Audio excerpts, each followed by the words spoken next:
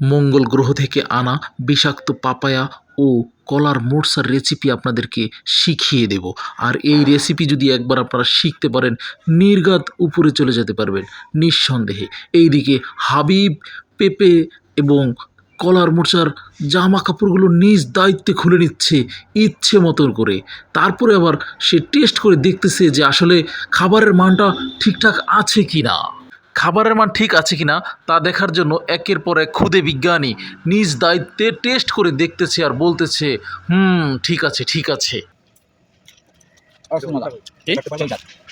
এইদিকে পাপায়ার জামা কাপড় খুলতে গিয়ে দেখা গেল যে একটা পাপায়া অল্প বয়সী পেকে গেছে। এ দেখে লোভ সামলাতে না পেরে আরেক বিজ্ঞানী টেস্ট করে দেখতেছে সেই স্বাদ। আর ভর্তার স্বাদ বাড়ানোর জন্য বোম্বাই মরিচের আচার, জলপাইয়ের আচার, বিট লবণ, লেবু পাতা, লবণ, মরিচ, সাথে আছে ধনে পাতা, আরও ছিল কাঁচা তেঁতুল। তেঁতুল দেখলে জিভে জল চলে আসে না এমন লোক খুঁজে পাওয়া মুশকিল। এইদিকে ভর্তা খাওয়ার জন্য অপেক্ষায় রয়েছে ভাই বেড়াদার বন্ধু বান্ধব। এইদিকে হাবিব তার নিজের মতো করে কুচি কুচি করে নিচ্ছে সকল আইটেমগুলো। জিভে জল চলে আসার মতো আইটেম আমাদের সামনে হাজির। গাছ থেকে তেঁতুল পেড়ে আমাদের সামনে হাজির, কিন্তু এইভাবে তো ভর্তার স্বাদ বাড়ানো যাবে না। তাই তেঁতুলগুলোকে চুল্লিতে পাঠিয়ে সিদ্ধ করে আনা হলো, যাতে ভর্তার সাথে একেবারে মিলেমিশে একাকার হয়ে যায়। তেঁতুলগুলো দেখলেই জিভে জল চলে আসে। সত্যি ভর্তাটা অনেক স্বাদের ছিল। তারপরে অপেক্ষা যেন শেষ হচ্ছে না, একের পর এক অপেক্ষা। এদিকে কচিকাঁচা বন্ধু বান্ধব সবাই তাকিয়ে আছে, কখন ভর্তা খাবো, কখন ভর্তা খাবো। অনেক ধৈর্যের সাথে দাঁড়িয়ে থেকে এই কোটাকাটি কাটাকাটি সব কিছু দেখে আমরা একেবারেই ক্লান্তের পথে, কিন্তু ক্লান্ত হলে হাল ছাড়ার পাত্র আমরা নই। আমরা যে ভর্তা খাবই। কাটাকাটি শেষ, এখন মাখামাখির পালা শুরু হয়ে গেল।